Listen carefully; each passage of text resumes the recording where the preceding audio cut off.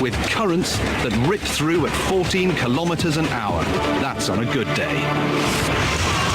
Typhoons regularly tear through the area, whipping up winds to a terrifying 290 kilometers per hour, destroying almost everything in their path.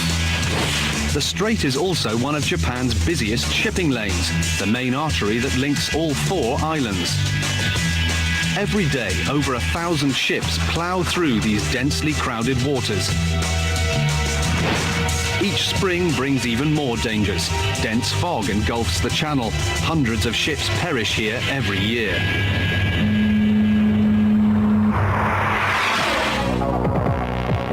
For decades, the local and national government talked about building a bridge across the barrier of the Akashi Straits. Before the bridge existed, the only way to cross this sea was by ferry. With boats crisscrossing the crowded strait, it was only a matter of time before disaster would strike. 11th of May, 1955.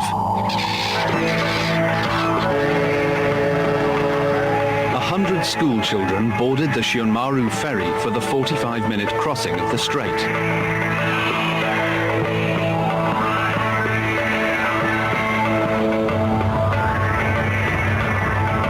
The ferry had to pick its way through the busy shipping lanes in thick fog. 15 minutes into the crossing, an incoming ferry appeared out of the mist. There was no time to change course. The Shionmaru ferry took just 5 minutes to sink. 168 children and adults were drowned. The tragedy sent shockwaves through the community. Demands grew for a bridge to be built to stop a tragedy like this happening again.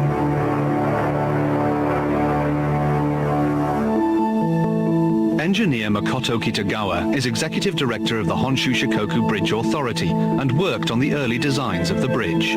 This accident might probably the start for the government to think of the necessity of the bridge project. To deal with the awesome challenge, the Japanese government set up the Honshu Shikoku Bridge Authority. It had the task of building the impossible. It took 30 years of research into new technologies before building could start. May 1988. When construction began, engineers were faced with the most daunting task of their careers. Ahead of them lay 10 arduous years of unknown challenges, setbacks, and disasters. Building the world's biggest suspension bridge was a monumental undertaking. Over 2 million workers, billions of dollars, and 181,000 tons of steel and 1.4 million cubic meters of concrete. Its foundations are the size of 20-story apartment blocks. Its towers almost as tall as the Eiffel Tower in Paris. And enough cabling to circle the globe 7 times. As one of the world's leading bridge builders and one of the only foreigners to work on the project, Jim Cooper knows the enormous difficulties the Japanese faced. It is a huge mega project undertaking, pushing technology to the limits. In theory, suspension bridge design is simple. 2 main cables stretch across the water, held up by 2 towers. The roadway is hung from these cables, and it's all anchored down on each side. It's a tried and tested formula, and it works. But there is a limit to how big a suspension bridge can be. This is the size of the Golden Gate, but the Akashi is going to be nearly twice the size. To stop itself from collapsing, the cable and roadway will have to be much stronger and as light as possible. The longer a bridge gets, the more weight is involved. A suspension bridge must be designed first and foremost to carry its own weight, and then the remaining strength of the bridge is able to support the traffic load. The Akashi Bridge supports 91% of its own weight, with only 9% of the total load being carried for vehicular traffic by the bridge itself. May 1988. The first problem the Japanese faced was where to site the enormous foundations on which the whole bridge would sit. And already the treacherous Akashi Straits caused a mega headache. The ideal place was right in the middle of the busy shipping channel. But this made them a major hazard for the countless ships that steam through these waters every day. To safely avoid it, the bridge's foundations had to stand nearly 2 kilometers apart. And it's this span that makes the Akashi the longest suspension bridge in the world. But there was another, even bigger problem to solve. Normally, bridge foundations are laid out in the middle of the water. Cylindrical sections are filled with concrete and sink under their own weight. The process is repeated, building up the foundations from the riverbed in stages. But the Akashi Straits are 110 meters deep, far deeper than most bridge foundations are normally built in. What is more, the fast currents mean normal building methods wouldn't work as they would be swept away. So the bridge designers came up with a solution. It was new, untried on this scale, and risky. They proposed building 2 enormous steel molds on dry land, one for each of the bridge's 2 foundations. Once built, they would be towed out to sea and sunk with pinpoint accuracy. Nothing on the scale of magnitude has been attempted before.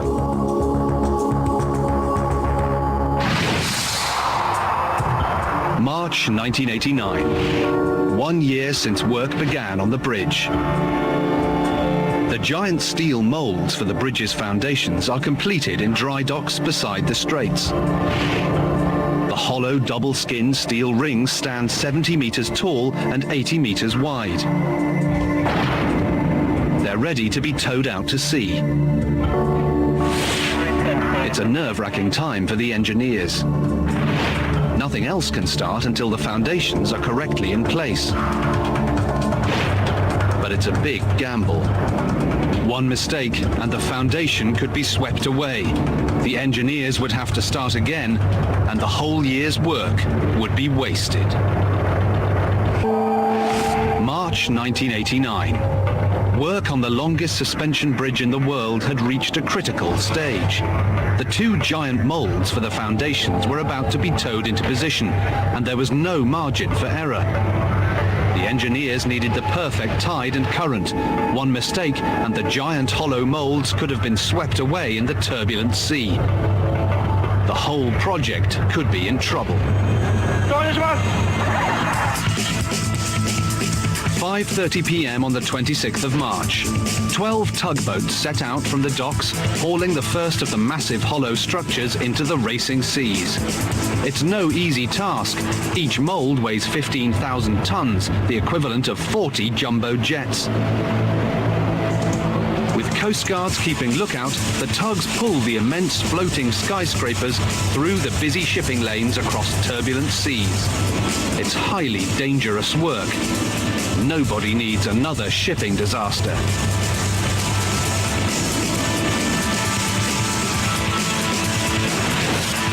It took 38 hours to get each of the 2 huge molds into position.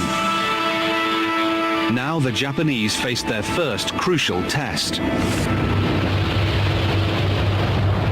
For weeks before, they had excavated the seabed to create a perfectly level site.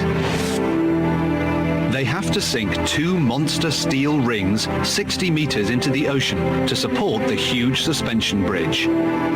It meant filling each one with water until they fell to the seabed. They needed to land precisely, otherwise they wouldn't be level and the entire job would be in jeopardy. But they were battling against the worst possible conditions. The tugboats fought powerful currents to hold the hollow rings exactly in place as they sunk to the bottom.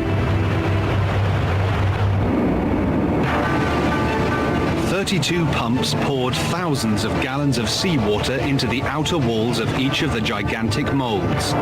Each one was filled with over 250 million liters of water. Slowly, very slowly, they began to sink. Engineers had to wait an agonizing 8 long hours for the foundations to settle on the seabed. But they still didn't know if the mission was a success. Anxious engineers did their calculations to see if they had landed perfectly in position. Miraculously, they showed the huge steel cylinders were resting only 10 centimeters, less than a pencil length from their designated spot, and perfectly level. The extraordinary plan had paid off. But there was still a long way to go.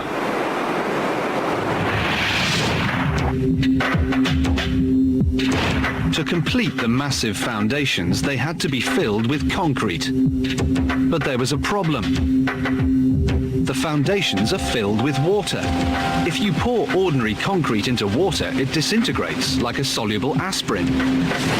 To solve this problem, the Japanese had to do something that had never been done before.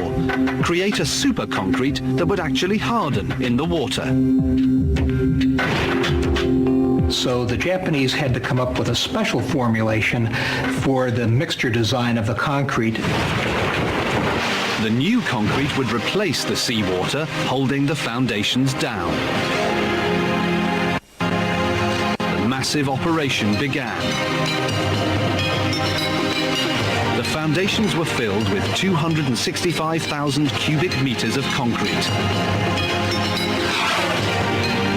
The new super concrete and the feat of building foundations in the middle of the sea was a proud moment for Makoto Kitagawa. The technologies of offshore construction pushed the boundary of the civil engineering. It had taken 4 years to get to this stage, and only now did the serious building work begin. July 1989. Work started on the 2 giant 80-story towers that would support the vast cables that carry the full weight of the bridge. Each one would be almost as tall as the Eiffel Tower. But they didn't just have to carry the enormous cables. They also had to withstand one of nature's most terrifying forces. Japan lies smack in the middle of a major earthquake zone. The country straddles 4 tectonic plates that cause havoc when they collide. Japan gets hit by a big one almost every decade. The most destructive one was in 1923. It registered 8.3 on the Richter scale and destroyed Tokyo. Up to 100,000 people died and 40,000 others were reported missing. 70 years later, the bridge builders were acutely aware another catastrophe was due any time. In the bridge's projected 200-year lifetime, it will have to face big quakes regularly. The engineers also knew that concrete towers could crack and crumble in an earthquake because they aren't flexible enough. Their plan was to build Akashi towers out of steel, a material they believe would withstand the shock of 8.5 on the Richter scale. Each tower was made up of 90 160-ton sections, stacked one on top of the other like giant building blocks. And each section had to be perfectly flat. Any irregularity would be amplified as the towers stacked higher. If either tower is off by more than a thumb's width, when they reach the top, the whole bridge will collapse. The towers are actually built block by block, rising some 300 meters above the sea. Erection of the towers required absolute precision construction, and precision accuracy was absolutely paramount in that only some 2.5 centimeters of offset from the vertical was allowed. The Japanese engineers are perfectionists, and they had a huge amount at stake, their reputation and $4 billion. They polished the surface of each monster steel block to a fraction of a millimeter. All the joints had to be perfect, or there was no point building the towers at all.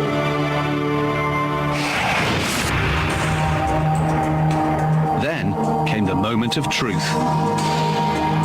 The huge steel blocks that made up the towers took to the seas to be piled high on the concrete foundations. Massive floating cranes hauled these 160-ton blocks across tempestuous seas. It took 90 of these blocks to build each tower. The task was a dangerous one. Once they reached the middle of the water, the operator of the climbing cranes hoisted the massive 160-ton blocks into place. Once each one was fixed in position, the crane then hauled itself up to the next level and started again. Each tower is held together by 700,000 bolts. It took 18 months for the towers to reach their full height of 283 meters. The design and construction of the Akashi Bridge is really quite unique. Just the sheer magnitude of the size of the bridge is really quite daunting itself. With the final block in place, Japanese engineers nervously checked the tower's alignment. Incredibly, they were within a thumb's length of being perfectly vertical. It was an extraordinary feat of engineering. The Japanese were jubilant. Stage 2 was completed. The two 283-meter steel towers are strong enough to support the massive cables and roadway, and flexible enough to withstand extreme conditions of typhoon winds and earthquakes, elements most feared in this part of the world. But how do you test this?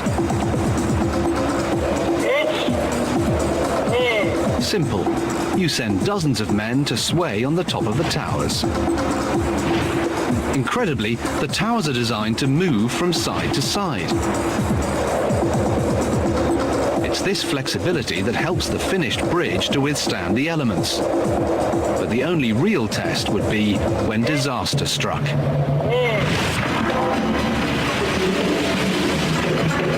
Half-built, and the $4.3 billion bridge was at its most vulnerable.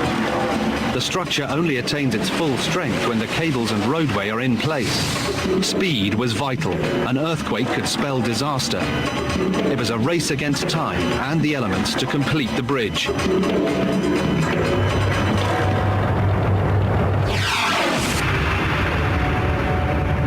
In November 1993, the engineers began the project's most critical task, building the huge main cable, over 1 meter thick, that would carry almost the entire weight of the bridge, all 160,000 tons of it, 3 times the weight of the Titanic.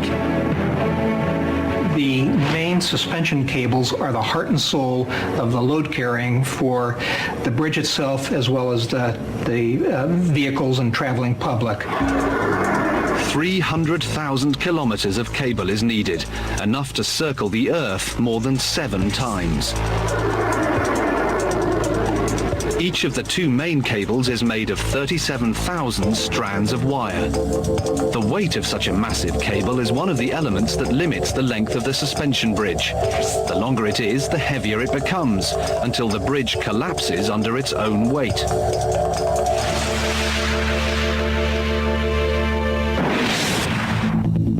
To span the 2-kilometer stretch between the towers, the Japanese had to develop a steel wire twice as strong as conventional wire. It would make it possible to use only 1 cable per side instead of 2. First, the Japanese devised new underwater hardening concrete. Now they created a new super strong steel wire. It was the first time to use such high tensile cable wires in the world. This super strength wire is only made in Japan. They changed the composition of the steel, adding alloys and silicon, and created a wire of world-beating strength.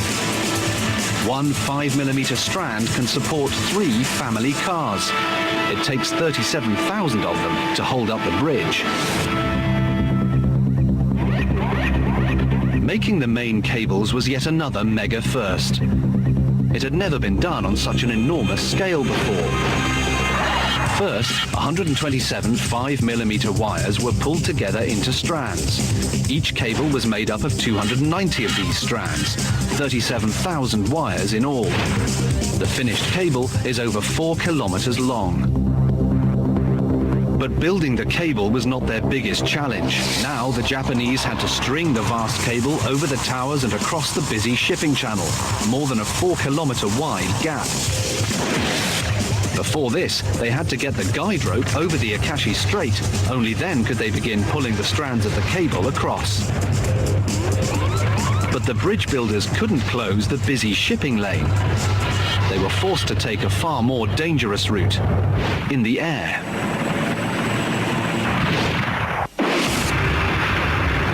10th of November, 1993. A still morning, just a light wind. Conditions are perfect. A helicopter prepares to take to the air with a super strong Kevlar rope and guide it across the top of the towers. It's like threading a needle with a chopper. It's going to need a highly skilled pilot to do the job. It's a high-precision mission. There's no room for maneuver.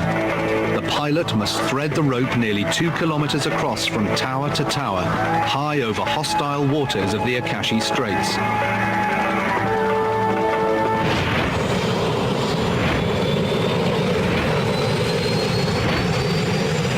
At 8:03 in the morning. The helicopter lifts off on the Kobe side of the strait.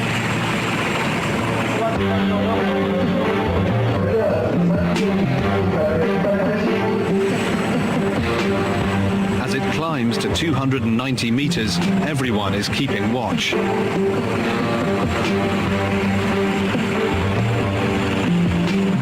On top of the first tower, bridge engineers wait to catch the rope. It's a big responsibility for the pilot and a potentially dangerous job.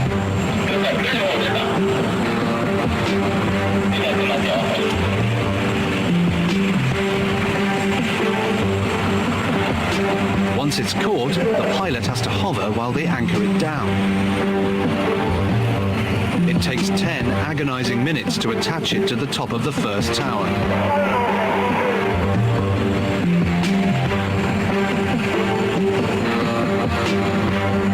Now comes the 2-kilometer flight across the open strait, threading out the cable behind him.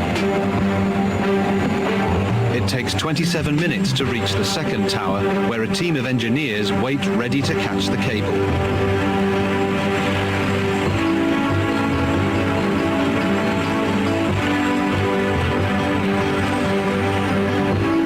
Fortunately, the cable is again anchored without a hitch.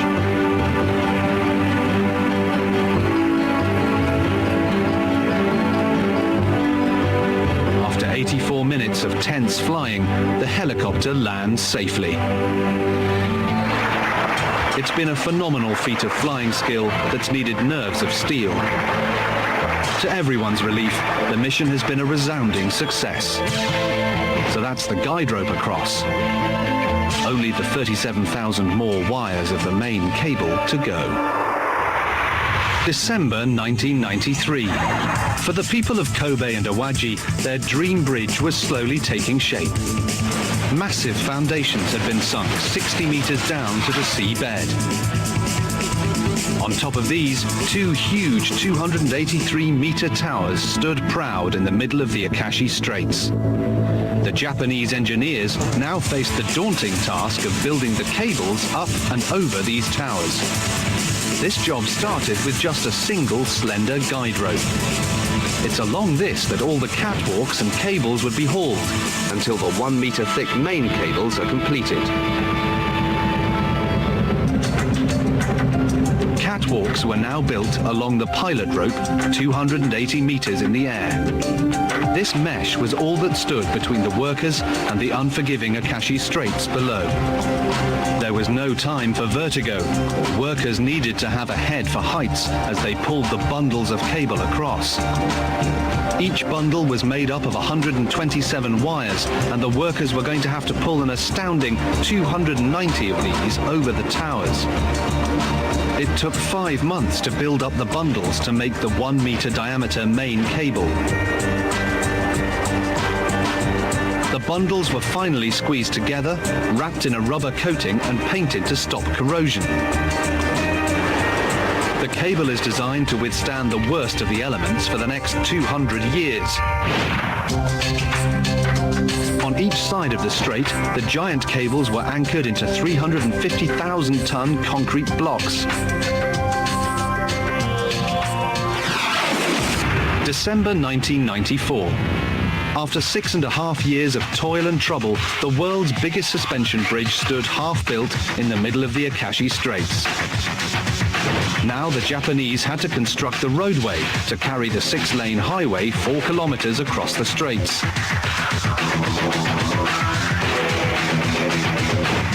This was the most critical and complex part of the project, and it's the most at risk from the unpredictable forces of nature.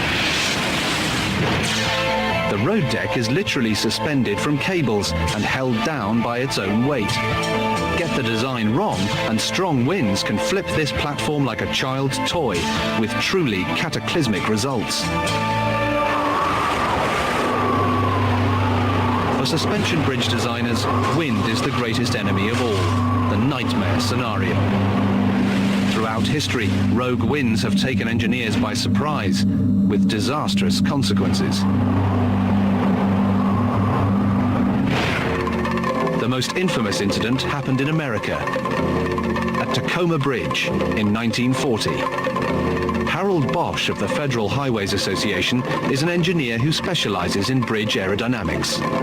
The bridge was opened to traffic July 1st, 1940, and it collapsed on November 7th, same year. Almost every day of its short life, the bridge moved in the wind with a vertical heaving motion. These weren't necessarily alarming. They were a regular occurrence, and they seemed to be fairly steady and controlled.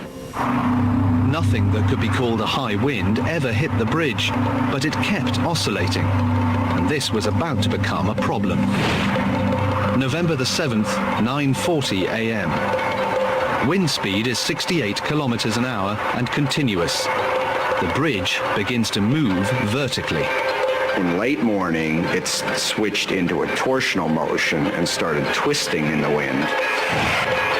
The wind had hit the bridge at a critical speed, causing it to vibrate. Even though the wind stayed constant, the movement was exaggerated. This is known as flutter, and it's catastrophic.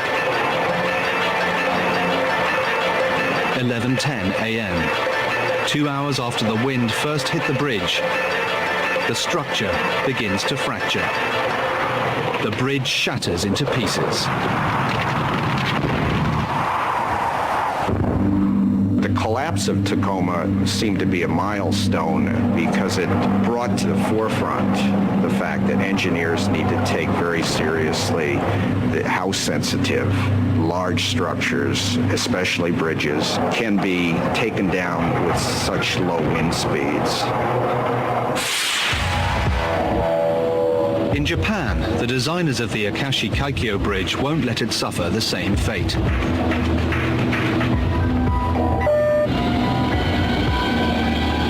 This is one of the largest wind tunnels in the world, built to test a massive 40-meter scale model.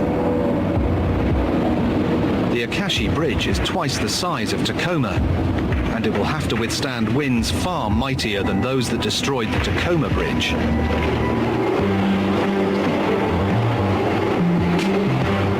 One of the most difficult issues in suspension bridge design, typically because of the location, are typhoons or hurricanes, tornadoes, high wind speeds. For 3 years, designers struggled to find the perfect aerodynamic shape. Because of its colossal size, the deck needed to be strong enough to support its own weight and the traffic travelling on it. But it also needed to be slender so wind can pass through it. The designers knew their structure will have to withstand some of the strongest winds on Earth. The Akashi Straits sit right in the middle of Japan's Typhoon Alley. Typhoons are monster storms, like the hurricanes that devastate the eastern seaboard of North America. A typhoon's swirling winds can hit 290 kilometers an hour, strong enough to overturn cars, uproot trees, and destroy everything in its path, including buildings. Memories of Typhoon Nancy that wreaked havoc in the region in 1961 still lingered in the minds of Japanese people. Nancy killed 202 people and destroyed over 15,000 houses and left 70,000 people homeless. The designers knew it was only a question of time before the Akashi Bridge would face such deadly force. To beat the power of the wind, engineers came up with an incredible concept. The deck is made up of thousands of steel girders. They're laid in a triangular grid, one of the strongest shapes in the engineer's toolbox. For extra strength, they added a vertical stabilizer that runs down the center of the bridge. It looks like the tail fin of an aeroplane and hangs beneath the deck. When the wind blows, the stabilizer balances the pressure above and below the roadway and reduces the kind of vibrations that destroyed Tacoma. They also installed steel mesh grating down the center of the road and along the sides. This allows the wind to pass right through the roadway and stops pressure building up underneath it. January 1995. 7 years after the huge project began, the final phase of the world's biggest bridge was about to start, the building of the roadway. Until this was finished, the whole structure was highly vulnerable. Bridge builders call this stage temporary condition. It's the most dangerous time for the bridge, particularly in a land prone to earthquakes. Almost all collapses happen during construction. The Japanese were keen to get the deck in place and finish the project, but things were about to go disastrously wrong.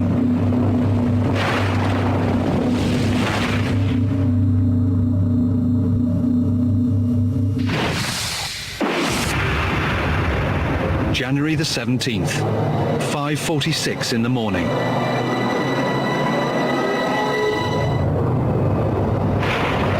An earthquake rocks the city of Kobe.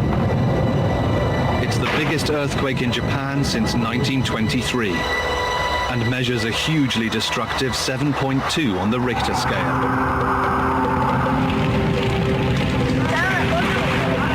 It destroyed the city.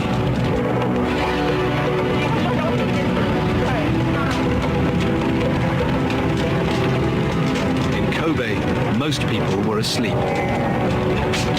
Norikazu Kato, who worked at the Osaka Bay Traffic Advisory Center, was at home as the earthquake hit.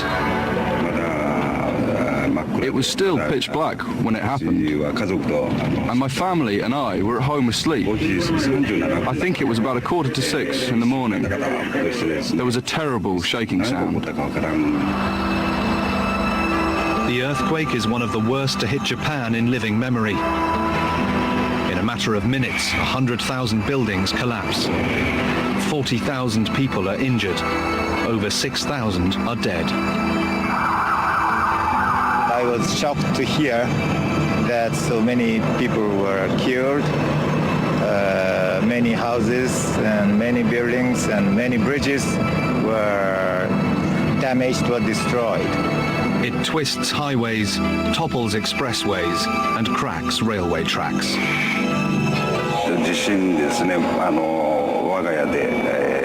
After the earthquake happened, all the furniture was scattered around, and everything was smashed and broken. When I went outside and looked around, I remember seeing black smoke rising from Kobe. At first, the devastation was so great that no one thought of the bridge. People in Kobe were struggling to save their lives and belongings amongst the rubble. The epicenter was 20 kilometers from Kobe and only 4 kilometers from the Akashi Bridge. With the roadway still unfinished, the structure was acutely vulnerable. 435 kilometers away in Tokyo, one of the bridge designers, Hirokazu Ohashi, watched news coverage of the devastation with horror. We knew that the bridge is under construction, the tower is built, and the cable will span, but we're not really sure of what condition the bridge is in.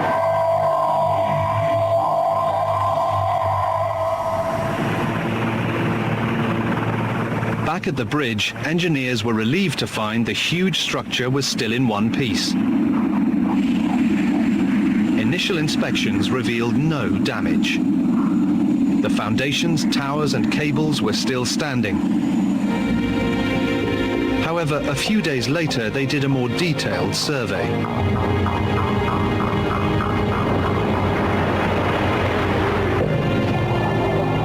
Launching an underwater remote vehicle, an ROV, to inspect the bridge's foundations. At first, pictures from the ROV of the seabed suggested everything was okay. Then the remote cameras revealed the extent of the disaster. Engineers were horrified. There was a fault line in the Earth's surface right between the bridge's 2 towers.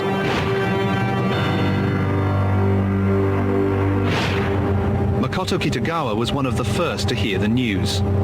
In 2 days after the earthquake, another report came to us from the construction office. It was quite incredible, and it shows that straight line connecting 4 foundations was not straight.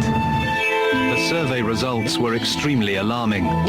The anchorage and tower on the Awaji Island side had moved sideways by over a meter. Just as worrying, the earthquake had stretched the length of the bridge by a full meter. It was a real blow for the designers of the bridge. Engineers began to worry about what this would mean for their building schedule. I felt at that time that there might be a large delay in the construction. But the bridge engineers were extremely lucky. Ironically, despite their worst fears, their bridge was still standing because it was only partially built. Had the roadway been attached, it could have suffered severely. The towers had survived partly because of their flexible steel construction, but also because of their special earthquake-proof design feature. Inside each of the 2 massive steel towers are 20 huge shock absorbers to help the towers stand firm against wind and earthquake. These giant pendulums can swing in any direction. If an earthquake pushes the bridge one way, the pendulums move the other. It's the only bridge in the world to survive such a massive vertical shock during construction.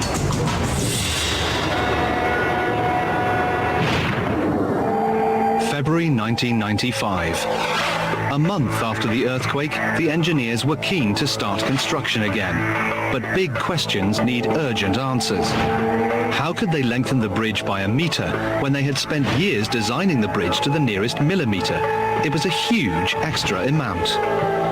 For the bridge and its team, it meant back to the drawing board. 30 years of painstaking research and testing hung in the balance. Engineers couldn't just add a meter. The extra length would affect more than just the deck. We had to accommodate the changes of the profiles and the bridge foundations locations by changing the design itself. In the design office at the Honshu Shikoku Bridge Authority, the team struggled to rescue the vast project. There was only one way forward. The huge fault in the ocean floor had pushed the 2 colossal towers over 3 feet further apart, raising the height of the 2 massive suspension cables that hang between them. But to their relief, the calculations revealed that they needed to do 2 things. First, they had to slightly space out the hanger cables that connect the 2 massive main cables to the deck. By doing this, they could then lengthen the bridge girders that made up the roadway. It was decided to change the length of the girder, so redesign were carried out by the contractors in a hurry. Now the Japanese had to put their calculations into practice. They had to build the extended bridge. The longest bridge in the world was about to get longer. After 7 years of Herculean effort, work on the world's longest suspension bridge came to an abrupt halt following a massive earthquake.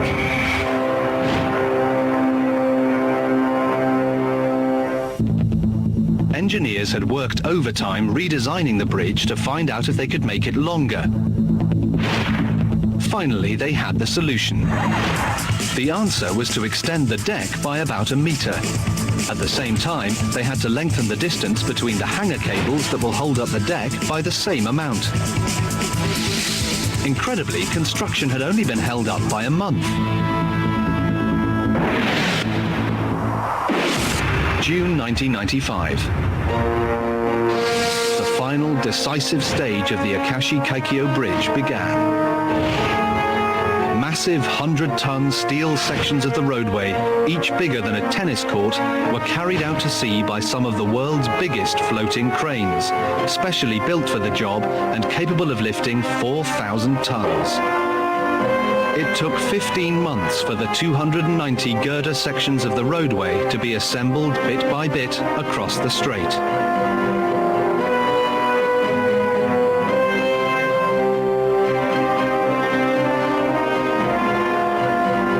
On the 18th of September 1996, the last section is bolted into place.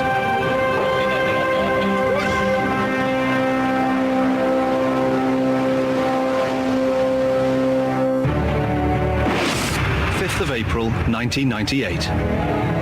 The bridge opened for business with a huge ceremony. For the Japanese, it's a symbol of national pride.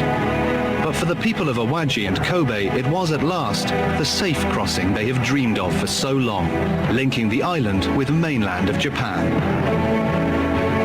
Tourism and the vital link to hospitals and commerce is assured. For its creators, like director Makoto Kitagawa, it was a lifetime's work. When the bridge was opened, I feel very happy. It was the happiest day in my life. The 6-lane highway cuts the journey time from 40 minutes by ferry to less than 5 by car. 23,000 cars a day regularly use the bridge.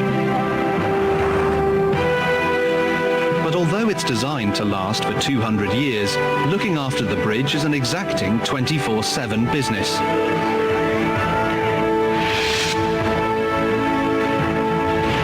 From the Bridge Control Center, they monitor every aspect of its operation. They use satellite technology to observe any movement of the